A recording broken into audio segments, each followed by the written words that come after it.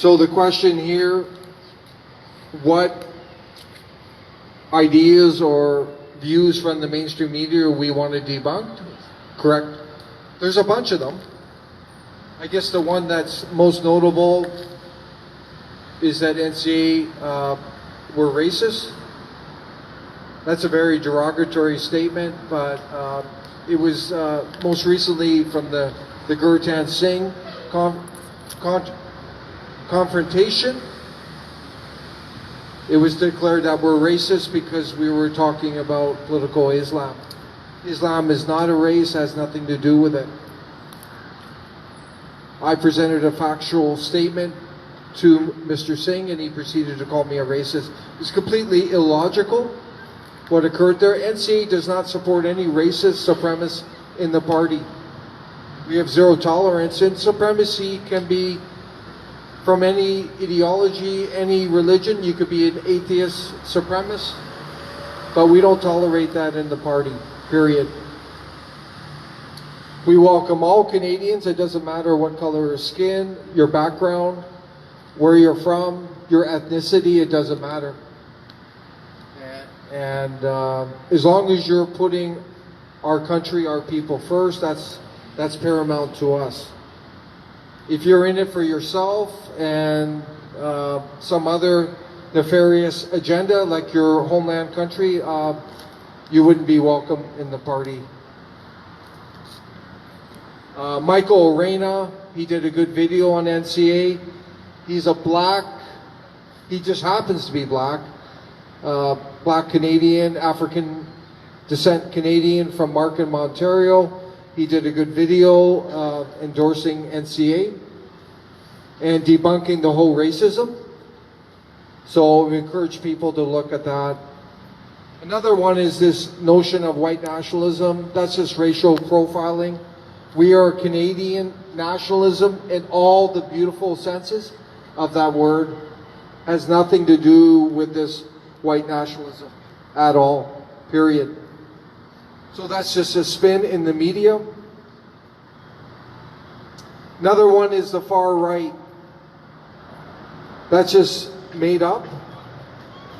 If you look at the NCA policies, they are a mix of right, center, and left, which is consistent with true populism, nationalism.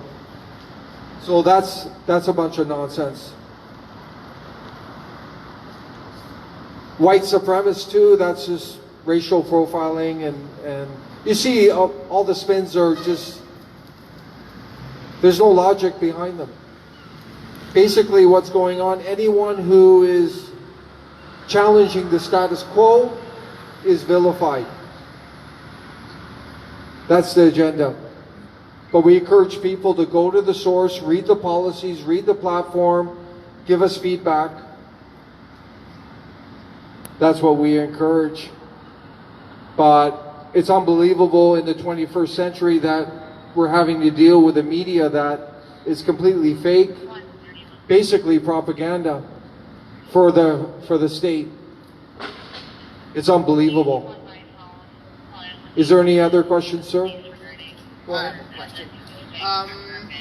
Recently, I've noticed that a lot of our colleges and universities, they become more like the globalist villages, and they're less likely to accept traditional Canadians.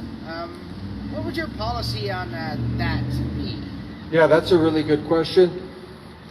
Unfortunately, not only Canadian workers are being displaced, Canadian students. Yeah, and that's tied into mass migration. Right now, this year, it's on a trajectory of over 950,000 in 1 year coming into Canada through all streams of migration, including student permit holders. We have 96 universities in this country. A lot of them depend on foreign students to make ends meet. But we're questioning why we have so many universities. And a lot of these students are coming in. Some of them go on to permanent residency and citizenship. Some float in behind the scenes. I've talked to immigrants in different communities, and they're concerned of them working under the table for cash. So why does the rest of the country have to allow all this mass migration just so these universities can stay in business? So NCA believes that we should cut back the universities. If they can't make it, they're solely dependent on foreign students. Like, why do we need so many? And why don't we prioritize our own students, sir? Yeah. And make sure they get a decent education. Yeah, because right now it's not. They just want to flood it with foreign students to get the money. now They're a business, yet we're having to pay a price, all Canadians, through all the migration in. Yeah. And we're not saying all those students are bad, but look at the big picture.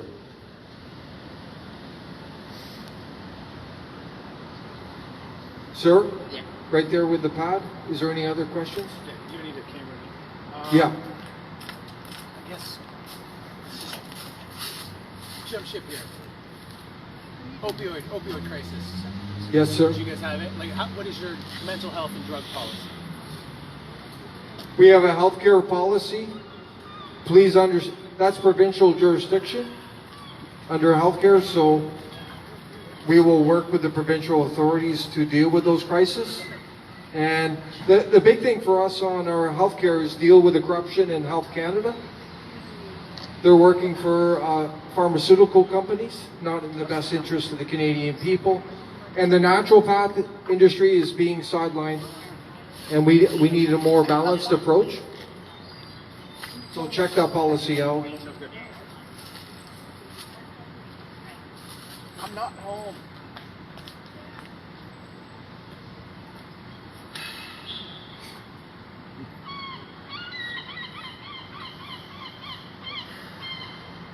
Any others, sir? There? That's good. I think we're going to close that off. I want to thank everyone. Please leave your comments. We rely on them. But let's keep spreading the message. This is a really positive message.